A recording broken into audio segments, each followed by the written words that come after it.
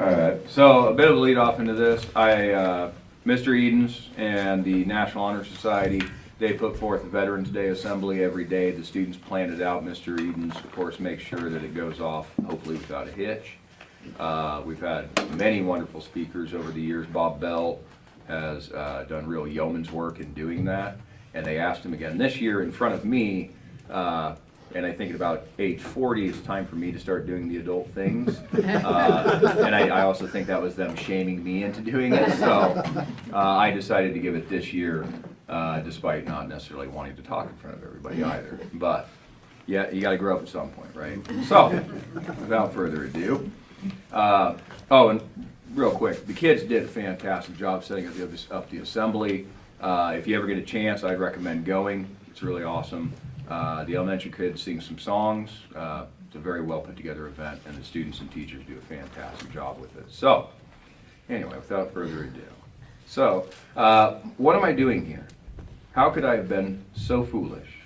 Why would I listen to that crazy old man? No, these are not my current thoughts, although they are very similar. And I'm not talking about Mr. Edens. I'm actually talking about my recruiter. These were the thoughts that raced through my mind as I, an 18-year-old who graduated high school a week earlier, sat by my lonesome at the Des Moines airport, which seemed huge at the time. I was taking my first proper airplane ride to Fort Benning, Georgia for basic training. No cell phone, no tablet, no laptop, just me, a book, and a giant amount of fear, anxiety, and uncertainty. Irrational thoughts started to creep in. I could run away. I could get on a different plane. Or I could even call my mommy to come rescue me.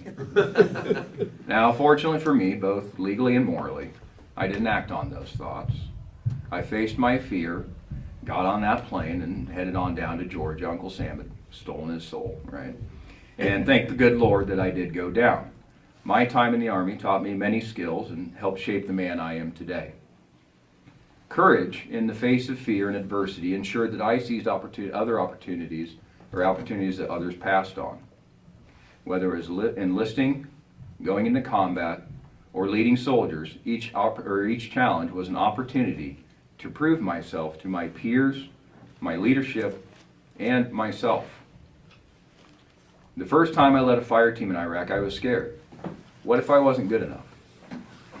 What if I made the wrong decisions? What if I'm wrong and everyone laughs at me? Or worse. Does any of that sound familiar to any of you? I bet it does. Whether it's staring out the door of a C-130 as you climb to jump altitude, trying out for a part in the play, asking that girl or boy out, or breaking from the herd to try something new, we all feel those emotions. We all feel that trepidation. Think about how many opportunities you've missed out on for lacking the courage of your convictions. That's not to say fear is a terrible thing. Sometimes it keeps us from doing very stupid things. For example, when my lovely wife, my beautiful lovely wife, is in a bad mood, most often caused by me, I'm rightfully a little afraid of her, so I try my best not to pester her. I was also terribly afraid to ask her out because I was afraid of getting rejected. And thank God I overcame that fear. Be audacious. Seize your destiny. Create a better you and community. We all fall down. We all fail at one point or another. It's inevitable. Don't let that deter you from taking on challenges. Now, while this is an easy thing to say, it can be an incredibly difficult thing to do. In fact, you may initially suffer as a result. But suffering is not always a bad thing. During my first deployment to Iraq, my battalion, 1st to 327th Infantry, was tasked with doing a cordon search of Hawija, the major city in our sector. My platoon, one second, I had these all unstapled. Sorry, I had these all unstapled. Pat was generous enough to bring my one paper copy with me. I forgot to make another copy. So thank you, Pat, very much. We were tasked with conducting a feint that day the day before, at another major town in the southern part of our area of operation. The idea was the insurgents would think we were striking there and move all of their munitions to Hawija And then we could sweep in and pick it all up. And from personal experience, I will tell you it is much nicer to find mortar rounds in a cache than on the side of the roads when they've been armed. So as we're sitting there in the desert baking in the 100+ degree weather with nothing to do, I thought to myself, why in God's green earth are we doing this?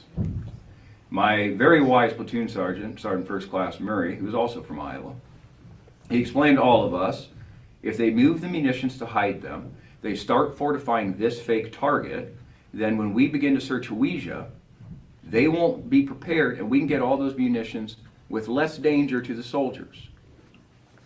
Okay? We were suffering for the good of the mission and the good of our fellow soldiers. We were baking in that sun to make things safer for us down the road and for them. We just need to take a step back and see that bigger picture. Anytime you learn something new, do you feel confident? I don't. During the last down and back, are you shouting gleefully about how good your legs feel? I wouldn't. When you put off buying that thing you want to pay down your bills or handle other responsibilities, do you jump for joy? All right, sorry, I lost my spot. Do you jump for joy about the missed movie, fancy clothes, or whatever dross you passed up on to be responsible? The answer remains no.